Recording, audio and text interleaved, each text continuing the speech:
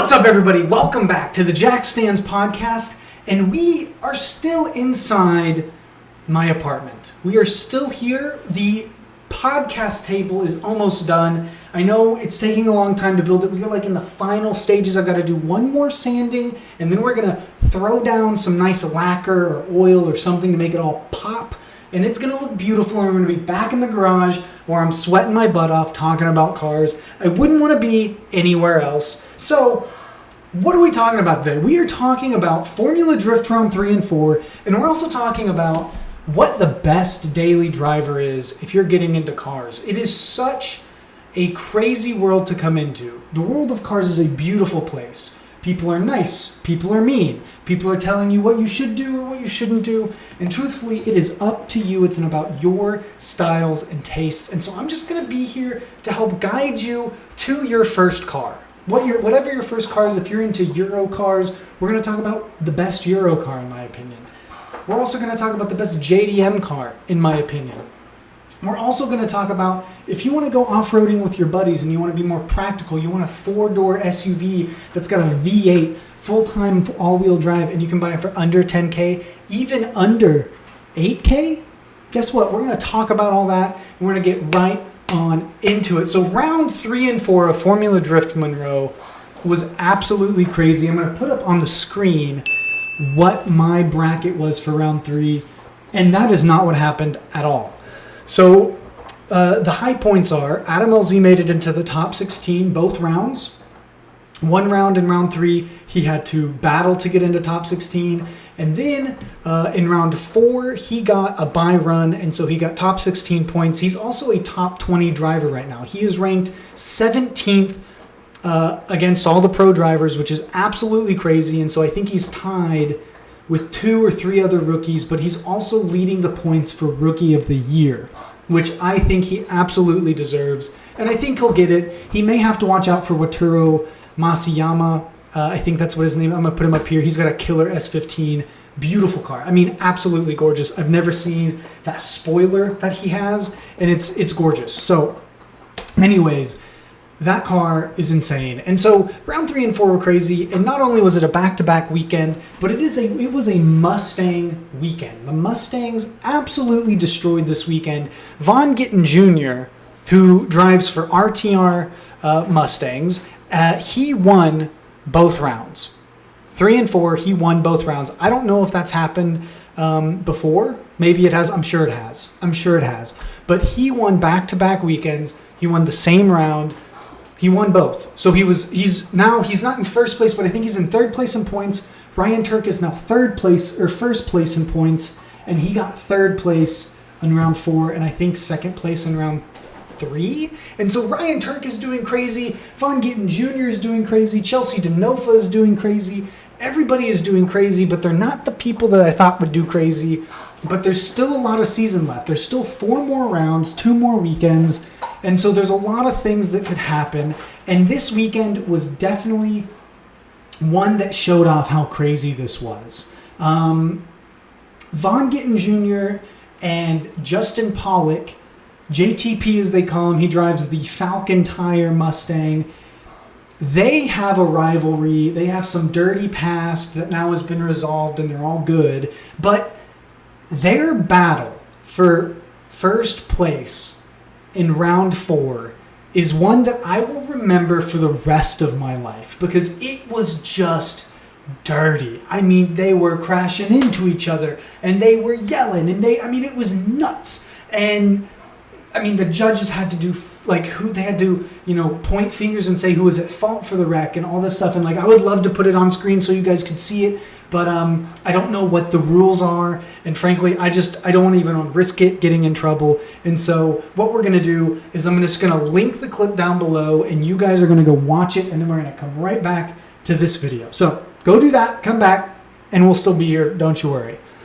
And it was just a crazy weekend. I mean, I was really, really bummed when I found out that my 2 favorite drivers, James Dean and Peter Visick, were not going to be involved in the 2020 season. I was heartbroken. I love those guys. Those guys are the best, and they're just so nice, so genuine. They're the best drivers in the league, and I love them. I think it was Peter's year to really win the championship, But I know he's going to come back harder, faster, stronger, and just be incredible. Be absolutely incredible. And so really excited to see him make a comeback. Also, James Dean, I've been watching both of their YouTube videos, and it just makes me so excited for when they come back because they're both killing it in different ways. And so I was worried that when they weren't good driving that I was not going to enjoy the season, but man, have I enjoyed the season. I have grown to love the sport of drifting so much more, and it just really was an incredible 2 rounds. Not only did Adam LZ do an entire engine swap in less than 12 hours and make it to the line to battle Daijiro Yoshihara, or not Daijiro Yoshihara, he battled Ken Gushi, who's a veteran, a day 1 driver in FD, and he won. He beat Ken Gushi and moved on to top 16 with a new engine that they rebuilt and threw inside his S15 in under 12 hours. Or no, it was like a day and a half, but still absolutely incredible. And I mean, it was just crazy. And then round 3, I forget his name, but one of the drivers missed his buy run because of some engine problems. And so somebody else, got a buy run that wasn't supposed to. And so somebody got a direct shot to top 8. Or the grade 8, which was nuts. And they did this one clip in the live stream where they were showing other drivers working on the driver that couldn't make it to his buy run. They were working on his car all together. Dan Perget was there, Odi Bacci was there, somebody else was there. They were all working on this car to make sure that he could drive the next day. And you just don't see that in any other sport. You don't see that in NASCAR. You don't see other pit crews going to help, whoever with their car. It's so, competitive. And Formula Drift is incredibly competitive. And I mean, it is nuts how competitive this driving is. But once they're in the pits, they're all there to make sure that they can drift and have a good time. And it's camaraderie and it's a good time. And people are just there to help each other out. And I think that is a beautiful, beautiful thing. And I love that about Formula Drift. Now, shifting gears. You're 16 years old, you just got your license, you're a JDM fanboy, you want to buy a good 4-door sedan that's reliable, it's got a legendary engine in it, and you can find one in manual, but you'll probably just drive an automatic and have a great time and it'll look good and you'll be able to modify it and it'll be cheap. Well, guess what? Your new best friend is the 1998 to 2005 Lexus IS300, and they come with it's a 4-door sedan. It's got the 2JZ GE motor in it, so it's non-turbocharged. The internals are a little weaker, but if you get enough money saved up, you can turbocharge them and make 500 easy peasy horsepower, no problem. If you find a manual transmission, you'll pay a little bit more, but it'll be worth it. Manuals are always better anyways. The automatic's just as fun. The manual transmission is a little weaker than the automatic, but it still holds about 400, 500 horsepower, no problem. But 4 doors. You can either get leather or cloth interior in tan or black. You've got that legendary Toyota 2JZ underneath the hood, and there's really not much more to say. It's rear wheel drive, it's got an LSD, and you can do some 6 slides in it, or you can road course it, or you can do whatever you want to with it, and it's a beautiful car. I'll put it up here on the screen, and you can find some really cheap ones on Facebook Marketplace, eBay, Craigslist, wherever, and they're anywhere from $3,000 to $6,000 or $7,000. Super cheap, super great cars. Really recommend them for a good first daily driver car. Because when you're in high school or even college, getting into cars, you want some practicality. And so this is a car that's not going to leave you stranded, and it's also going to have 4 doors, so you're going to be able to move from your dorm room or drive with your friends to wherever the hell you're driving with your friends to, and you're going to look damn good doing it. Now, let's say you're not a Japanese car fan. You grew up in a, let's say, wealthier neighborhood, but your parents always wanted to make you work for what you had. And so you grew up with the German engineering, the beautiful European cars of the day, and mom and dad worked hard for those, but they didn't pass that down to you. They didn't buy you that BMW M3 you wanted. They instead made you work hard for your money and taught you a damn good lesson which is good. You should know this lesson. Work hard for your shit, make your own money, and go buy what you want. Be independent, right?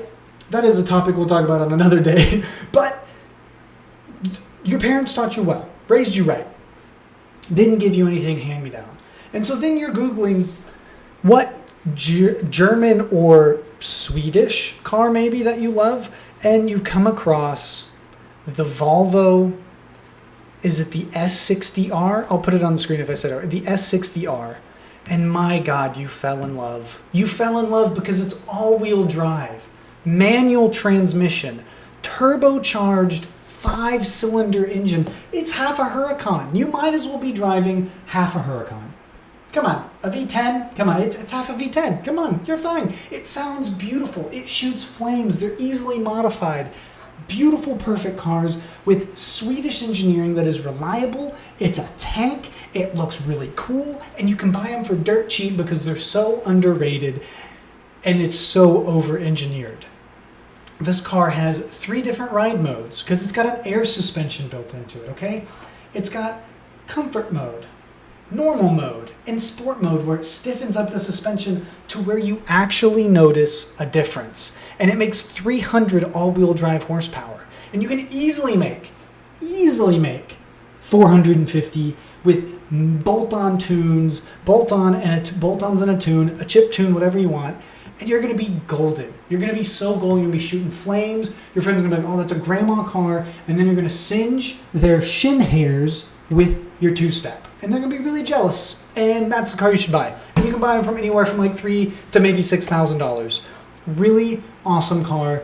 You should get one immediately. Now, also, let's say you want a wagon. They make a wagon version of this. I think it's the Volvo S70R.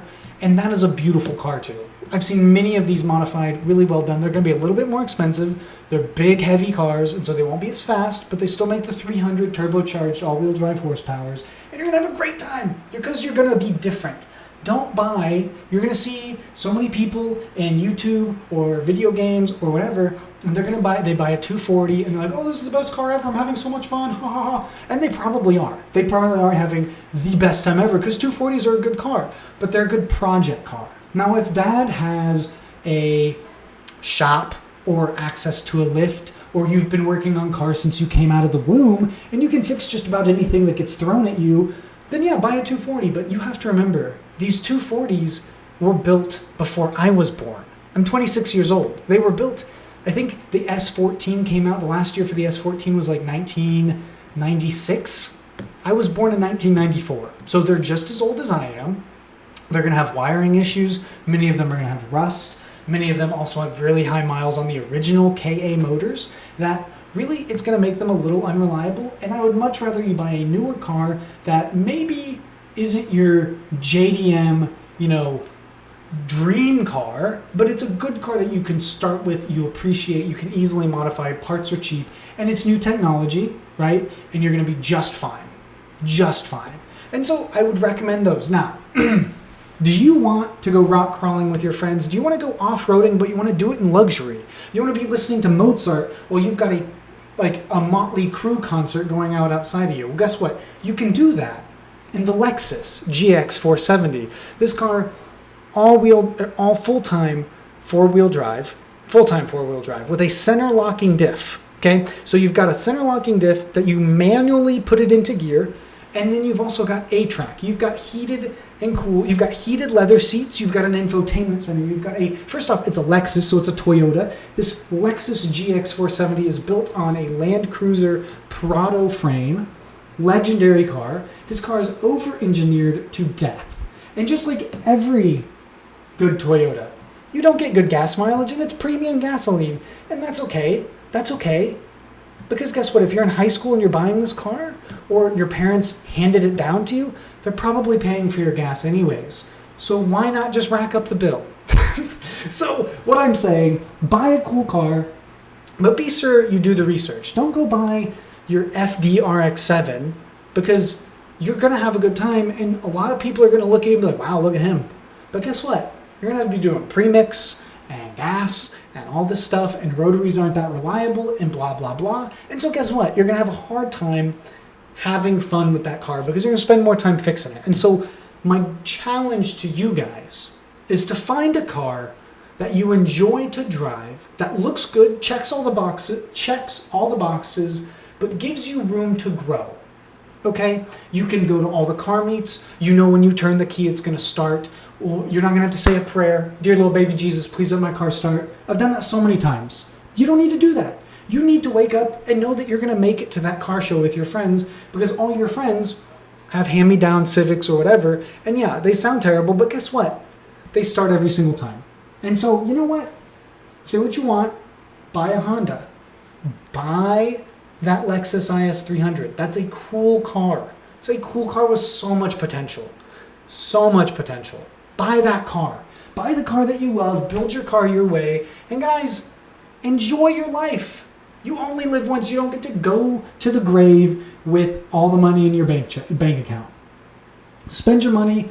Be smart about it. And guess what? Have fun. Don't look back. Flip a coin. Make a decision. And just go.